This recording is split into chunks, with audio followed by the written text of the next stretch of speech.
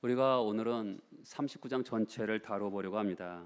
지난주에 우리가 보았던 것처럼 요셉은 꿈으로 인해서 고난을 가지고 오게 됩니다. 그 꿈은 하나님의 말씀이고 혹은 하나님의 말씀의 계시의 도구이고 혹은 기근으로 인해서 하나님의 언약 백성을 살리기 위한 하나님의 부르심, 하나님의 뜻과 계획을 열어 보여주는 것이라고 해석했습니다. 하나님 말씀을 듣고 하나님의 부름을 따라 살 때 고난이 옵니다. 꿈을 따르고 말씀에 순종하는 요셉의 삶에 형들로부터 미움을 받아서 애굽으로 노예로 팔려가서 고난을 받게 됩니다. 그 요셉의 사건을 오늘 어떻게 해석하는지 한번 보도록 하겠습니다. 2절과 3절입니다. 여호와께서 요셉과 함께 하심으로 그가 형통한 자가 되어 그의 주인 애굽 사람의 집에 있으니 그의 주인이 여호와께서 그와 함께 하심을 보며 또 여호와께서 그의 범사에 형통하게 하심을 보았더라. 노예로 팔려갔는데 종살이를 하는데 하나님의 귀한 말씀은 형통했다라고 말씀하고 있습니다. 이 형통이라는 단어를 영어 성경에 보면 prosper예요. 성공했다라는 거죠. 성경 읽다 보면 하나님이 실수하신 게 아닌가 이런 생각이 들 만큼 그래요. 왜 그러냐면 요셉과 함께 하심으로 형통한 자가 되어서 어떻게 해요? 애굽 사람의 집에 있다. 우리가 생각하는 형통은 뭡니까? 하나님이 함께 하셔서 형통한 자가 되어서 이제 자유를 얻어 아버지 집에 갔다. 이렇게 형통이 돼야 되는데 하나님이 함께 하셔서 형통한 자가 되었는데 노예 생활을 하고 있다. 이렇게 되는 거죠. 그러니까 혹시 실수가 아닐까? 근데 그렇지 않은 것을 보게 돼요. 뒤에 보면 형통이라는 단어가 계속 나오고 있는 것을 보게 됩니다.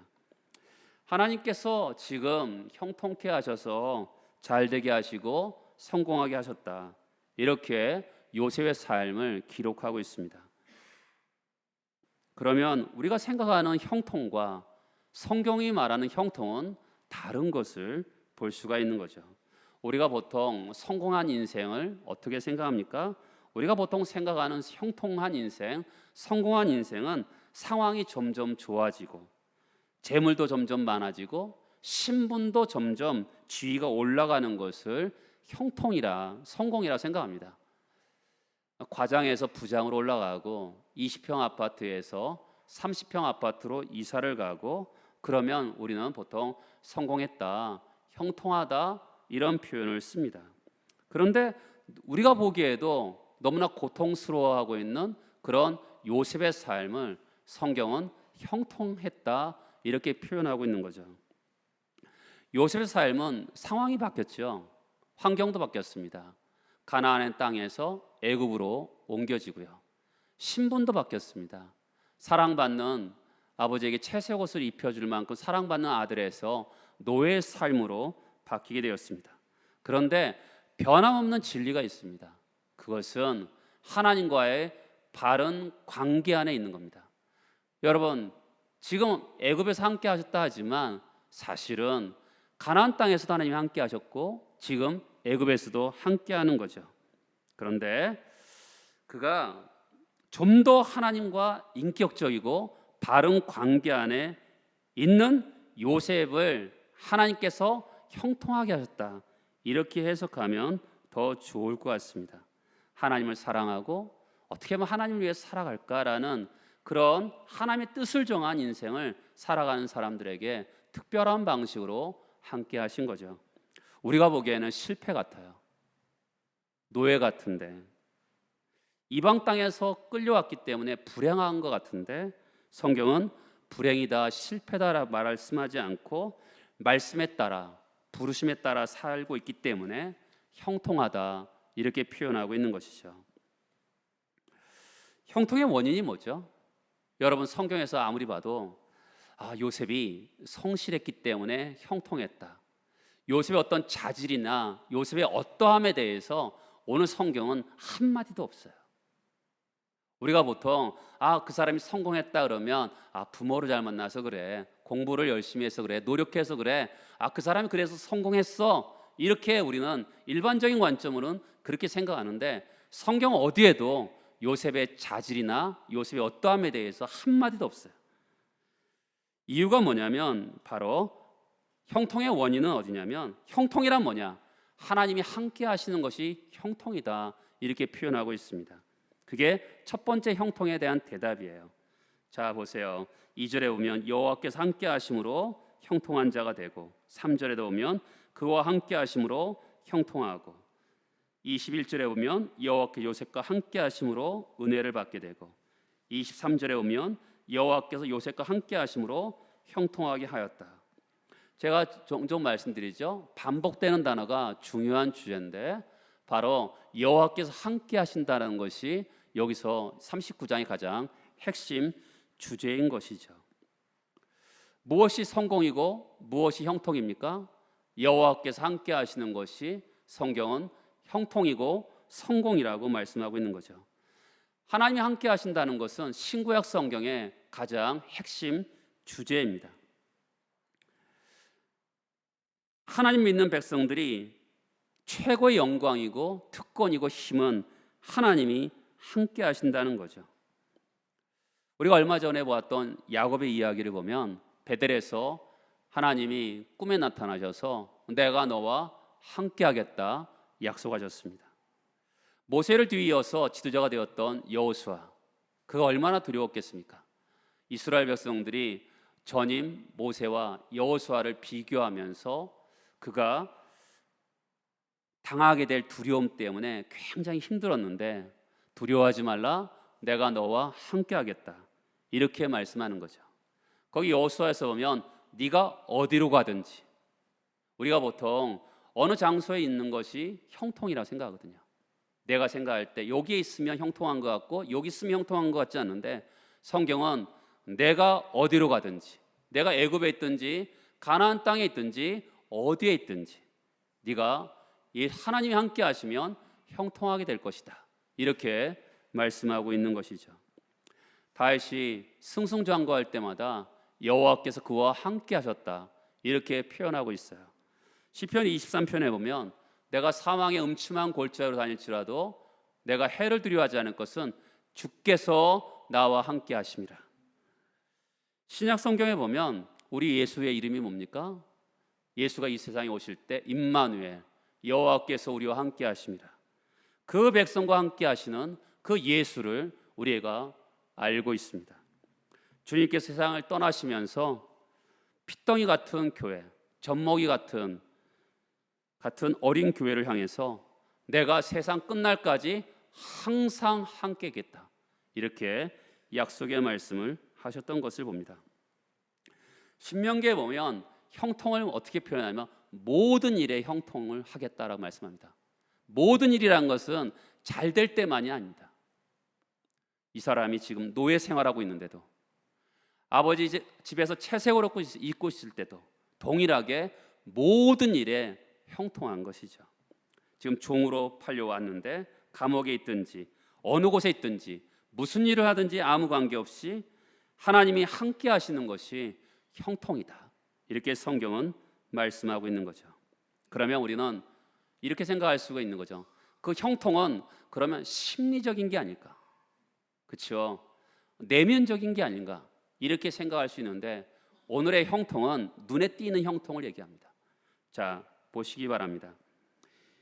2절과 3절에 보면, 특히 3절에 보면 그의 주인이 여호와께서 그와 함께 하심을 어떻게 해요?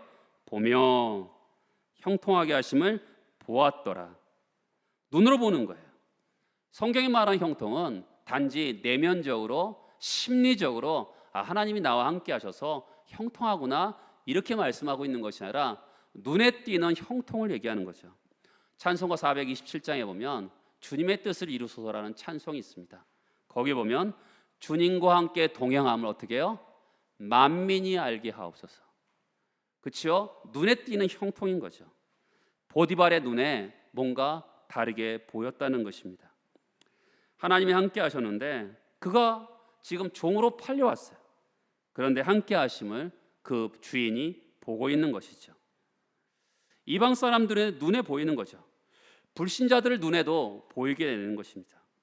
내면으로만 간직하는 형통이 아니라 세상 사람들 모두에게도 저 사람이 하나님과 함께 하시는 것이 보이는 형통을 말씀하고 있는 거죠. 그러면 또다시 세 번째 형통은, 성경이 말하는 형통은 뭐냐면, 요셉이 받은 형통은 자신과 함께하는 사람들이 복을 받는 형통입니다. 자, 보디발이 요셉을 중용합니다. 하나님 어떻게 하십니까? 5절에 보면 여호와께서 요셉을 위하여 그 애굽 사람의 집에 복을 내리심으로 여호와의 복이 그의 집과 밭에 있는 모든 소유에 미친지라. 따라서 해보시겠습니까? 요셉 때문에. 여기 요셉을 위하여 복을 줬는데 요셉 때문에 복을 주었다라고는 하는 것입니다. 그게 정확한 표현이죠. 성경에 보면 사도행전 27장에 보면 유라굴로 광풍에서 사도 바울과 그 죄수들과 선장과 선주들이 276명이 죽음 앞에 서게 되었습니다. 그런데 바울 때문에 276명이 생명을 건지는 사건이 일어나게 되는 것이죠. 어느 가정에 일어난 일인데, 어느 부인이 신실한 신앙인인데 남편이 교회를 다니지 않습니다. 부인이 새벽 기도를 다니는데 어떤 날은 피곤하잖아요. 부인이 피곤해서 일어나지 못하면 남편이 툭툭 친다 그럽니다. 빨리 일어나서 새벽 기도 가라고. 자기는 안 가면서 남편이 아내의 기도 때문에 자기가 복 받는다고 생각하는 것이죠. 보디발 장군의 집이 복을 받습니다. 여러분, 이것은 당연한 겁니다. 왜 당연하냐면 하나님께서 아브라함에게 약속하셨어요. 너로 말미암아 열방과 민족이 복을 받게 될 것이다. 요셉을 통해서 그가 어디로 가든지 하나님께서 만나는 사람들마다 복을 받게 될 것이다. 이렇게 말씀하고 있는 것이죠. 증조부, 바로 할아버지였던 증조부죠. 증조 할아버지였던 아브라함에게 하나님이 약속하셨잖아요. 그 약속을 이루시는 분이시죠. 하나님의 사람들을 향한 주님의 약속은 요셉이 종이었음에도 불구하고 하나님 함께 하시면서 요셉 때문에 보디발의 집을 복을 주십니다. 종살이를 하고 있는데 복을 주시는 것이죠. 하나님께서 우리를 이 땅에 복의 근원으로 세워주셨습니다. 우리 보통 지위가 높아야지만이 옆에 사람들이 복을 받는다고 생각합니다. 성경 오늘 말씀 뭐라고 합니까? 종살이를 하고 있는데 종인데도 옆에 사람이 복을 받는 거죠. 성경은 신분과 지위를 막론하고 상황이 어떻든 상관없이 우리가 열방과 민족을 축복하는 복의 근원으로 우리를 세우셨다고 성경은 말씀합니다. 아까도 말씀드렸듯이 재능이 특출한 것도 아니에요. 오늘 성경은 39장에 요셉이 형통하게 되었다라는 것은 요셉의 어떠함에 대해서 한마디도 없어요. 그가 성실해서, 그가 지혜로워서 어떻게 됐다라는 한마디도 없어요. 단지 하나님이 그와 함께 하시기 때문에 그와 하나님의 복의 통로가 되었다고 성경은 말씀하고 있는 것이죠. 이웃들을 축복하고 영혼들을 살려내는 복의 근원의 삶은 여러분과 저의 모습이어야 되는 것이죠. 세상이 보는 관점과 너무 다르죠. 그렇죠? 주님과 동행하는 존재 자체가 우리가 가는 곳에 복의 근원으로서 사람을 축복하는 것입니다. 우리는 종종 이런 분들을 만납니다. 예수 믿는 사람들, 네가 나 때문에 복을 받아, 이렇게 말하는 사람들이 있어요. 정말 그런 사람들 만날 때 있습니다. 어떻게 보면 교만한 것 같죠? 근데 그게 사실인 거죠. 그렇죠? 우리 자녀들한테도 네가 나 때문에 복을 받는 거야, 이렇게 말할 수 있어야죠. 왜요? 성경이 그렇게 말씀하고 있기 때문에. 나로 말미암아 복을 받는 거죠. 그런 복이 정말 있는 것입니다. 여러분과 제가 그런 존재인 것이죠. 요셉이 지금 형통함을 누리고 있고 하나님이 함께 하셔서 보디발의 집이 축복을 받는데, 이런 시절에 필수적으로 오는 것이 뭐냐면 바로 시험과 유혹입니다. 7절에 보면 그 후에 뭔지 모르게 징조가 좋지 않습니다. 여러분, 사탄은 우리가 죄를 지을 때는 우리를 유혹하지 않습니다. 왜냐하면 사탄의 편에 서서 살고 있는데 굳이 유혹할 필요가 없습니다. 그런데 하나님의 은혜가 머물고 있을 때 사탄은 우리를 향해서 시험하고 유혹을 하는 것이죠. 이 세상은요, 우리가 복을 누릴 때 같이 함께 누리는 사람이 있는가 하면 어리석은 육신을 따라 사는 사람들이 있기 때문에 그 사람들이 유혹하고 시련을 주게 돼 있습니다. 어떤 형태로 유혹이 옵니까? 7절 다시 보면 주인의 아내가 요셉에게 눈짓하다가 동침하기를 청하니라고 합니다. 여러분, 이 성경은요, 우리가 이제 이렇게 한글 성경만 보면 청했구나라고 하는데 영어 성경에 보면 come to bed with me입니다. 명령형으로 돼 있어요. 그러니까 지금 네가 나와 이렇게 있었으면 좋겠다 이렇게 청하는 게 아니라 나는 주인이고 너는 종이다.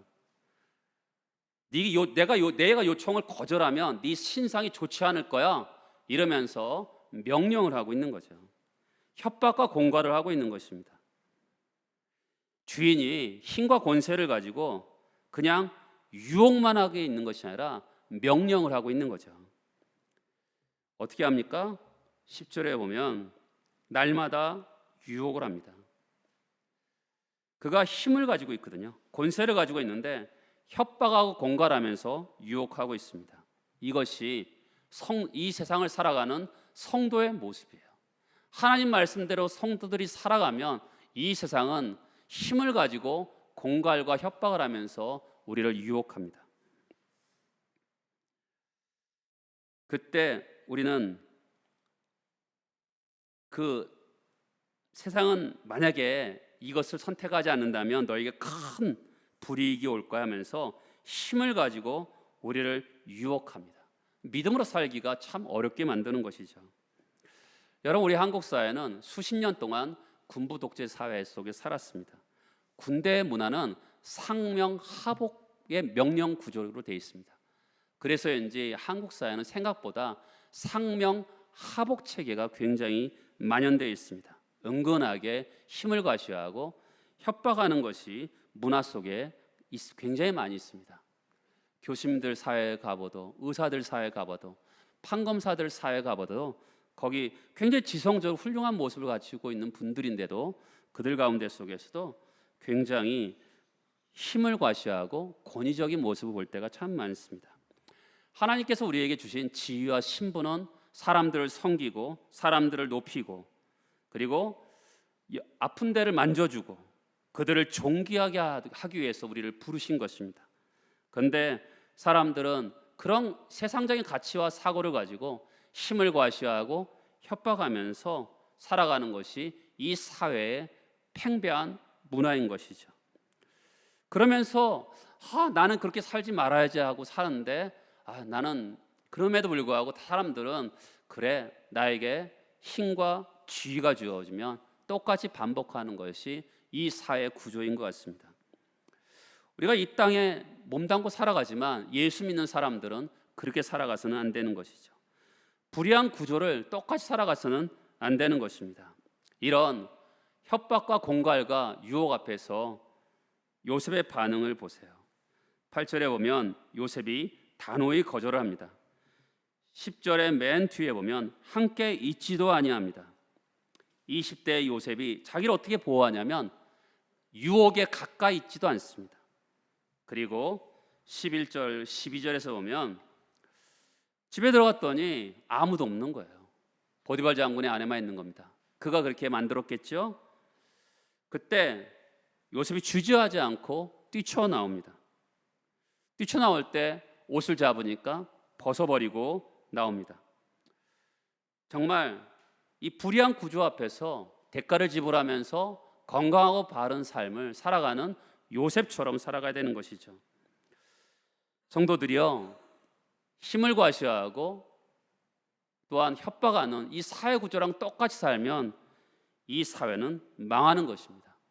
우리가 빛과 소금으로 이 땅에 왔는데요, 성도는 그렇게 존재하는데 똑같이 살면 우리가 어두워지기 때문에 세상도 어두워지게 되어 있습니다.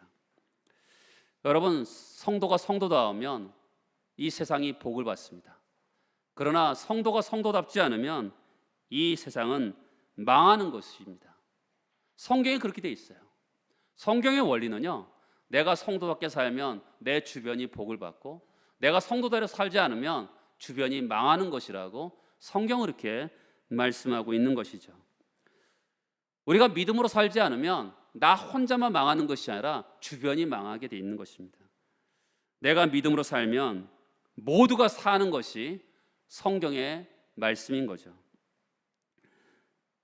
성도 여러분, 요셉처럼 타협하지 않고 옷을 밖에 던져버리고 신속하게 나오는 그런 성결한 삶을 살아가야 되는 것입니다.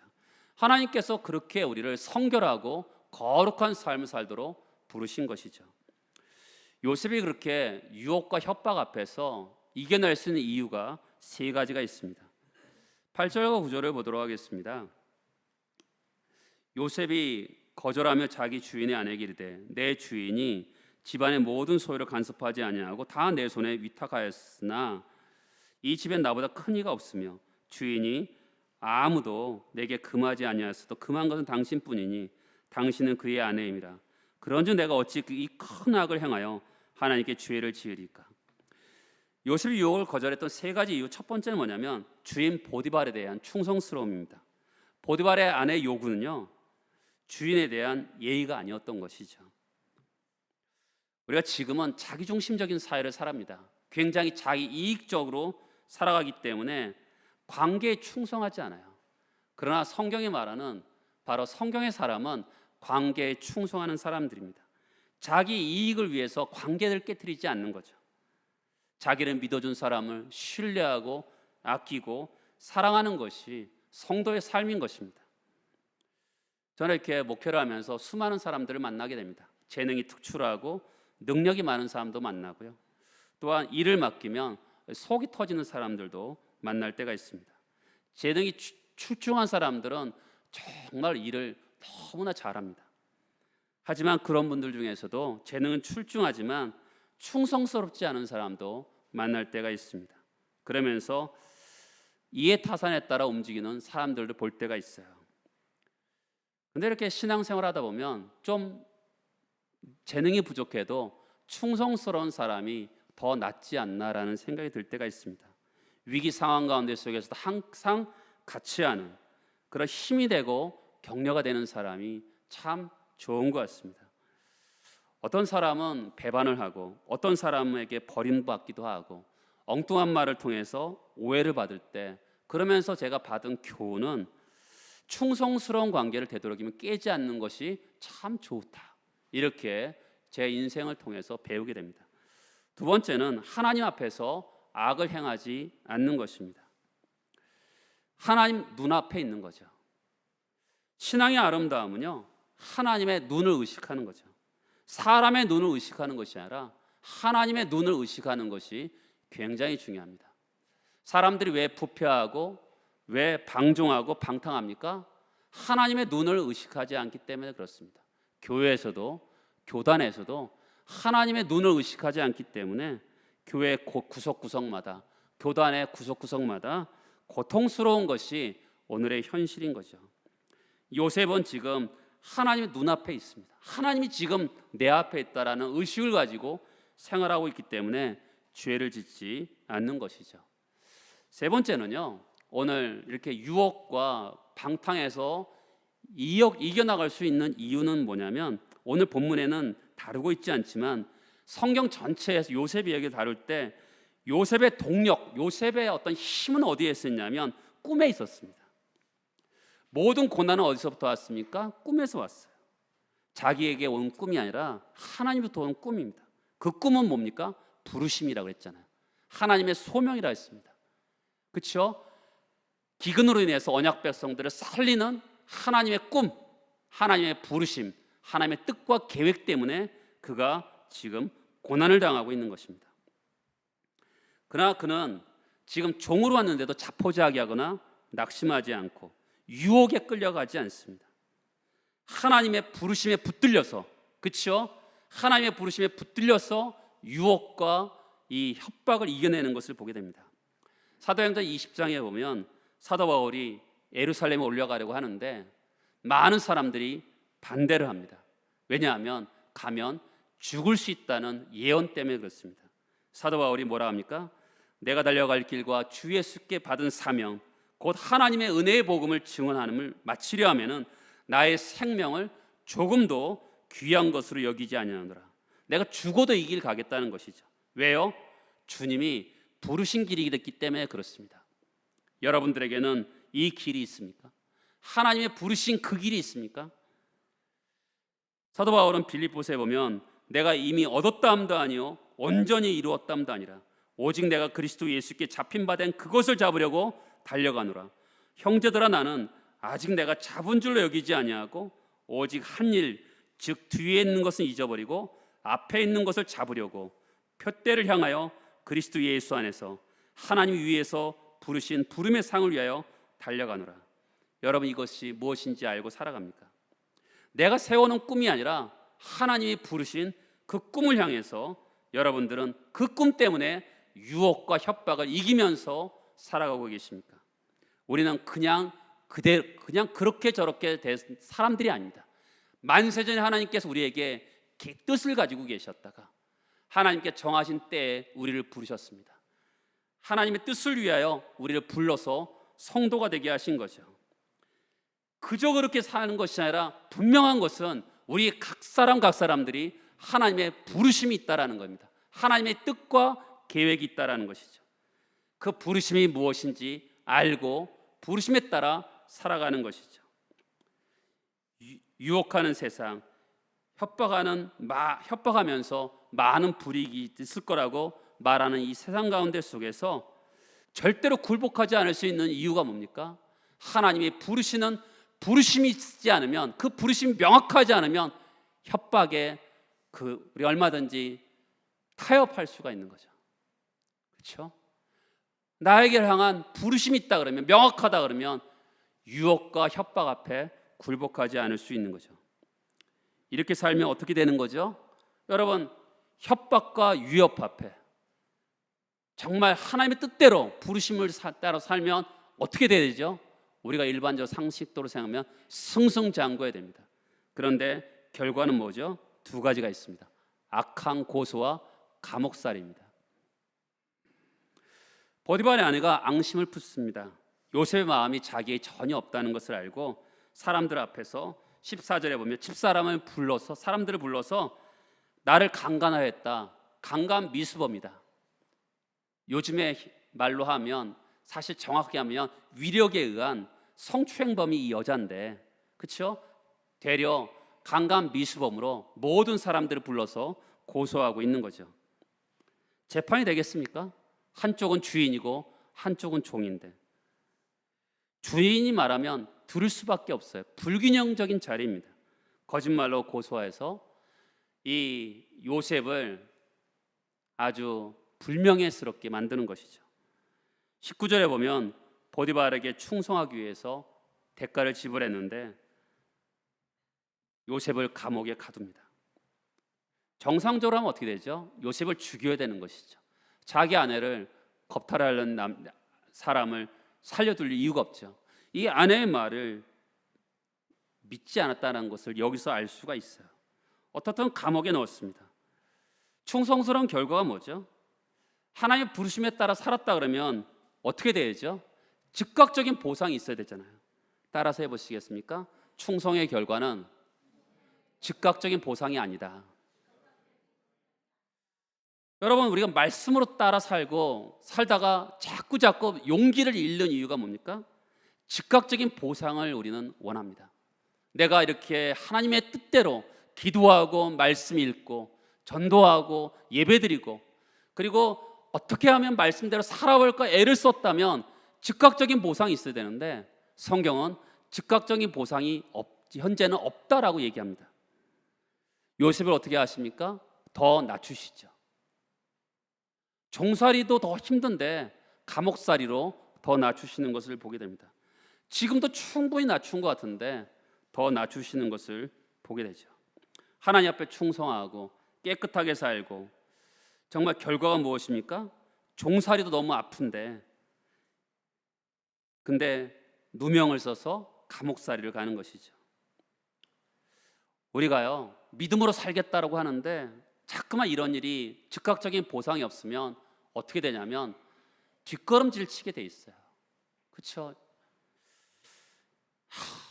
이렇게 살아서 뭐하나, 하나님이 살아계시는 하나, 하나님은 역사하시긴 하나 하면서 마음에 낙심이 되면서 자꾸만 뒷걸음질 칠 때가 많습니다. 우리가요, 세상에서 말씀대로 살다가 즉각적인 보상을 기대해서는 안 돼요. 이 세상은 예수를 십자가에 못 박은 세상이잖아요. 우리가 믿음으로 살 때 즉각적인 보상이 오는 것은 아닙니다. 왜요? 마귀가, 권세 잡은 자가 약간의 힘을 가지고 하나님의 은혜를 왜곡시킬 때가 많습니다. 그렇지만 즉각적인 보상이 없지만 믿음의 눈으로 보는 훈련이 필요해요. 더 나빠지는 것 같은데 성경은 뭐라 하십니까? 21절부터 23절까지 같이 한번 읽어보겠습니다. 여호와께서 요셉과 함께 가시고 그에게 인자를 더하사 간수장의 은혜를 받게 하심에 간수장이 옥중 죄수를 다 요셉의 손에 맡김으로 그 재반삼으로 요셉이 처리하고 간수장은 그의 손에 맡긴 것을 무엇이든지 살펴보지 아니하였으니 이는 여호와께서 요셉과 함께 하심이라. 여호와께서 그를 범사에 형통하게 하셨더라. 여러분, 요셉은 보디발에게 자기의 무죄를 설득하지 못했어요. 또한 자기 같이 일하는 종들에게도 자기의 무죄를 설득하지 못했어요. 모든 게 수포로 돌아갔습니다. 그런데 성경은 초점을 맞추는 게 뭐냐면 여호와께서 함께 하셨다는 거죠. 보디발을 향해서는 실패했을지 몰라도 하나님께는 요셉이 실패하지 않았죠. 때가 되면 여러분이 아는 것처럼 종기와 영광의 문이 어디서 열립니까? 감옥에서 열립니다. 2년 이상 감옥에 갇혀 있었는데 오랜 감옥살이에서 질고와 고통이 있음에도 불구하고 우리가 아는 것처럼 감옥은 총리가 되는 문이 되었습니다.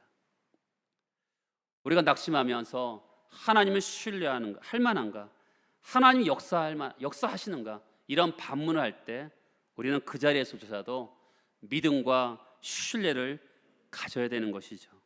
죄수의 신분으로 한 걸음 더 떨어졌지만 주님의 때가 되면 꿈의 그 본 그대로 존귀와 영광으로 덧입으시는 것을 우리는 틀림없이 보게 될 것입니다. 여러분 삶 가운데 속에서도 하나님을 신뢰하시고 또 때를 따라 오해를 받고 또한 욕을 듣게 될지라도 하나님의 눈앞에서 코람되어 하나님 앞에서 살아가는 그런 삶을 살아내시길 바랍니다. 마침내 하나님께서 우리와 간섭하시고 동행하시면서 표와 증거가 있는 복된 믿음의 삶을 살아내는 여러분 되시기를 축복합니다. 다 같이 일어나셔서 기도하시도록 하겠습니다.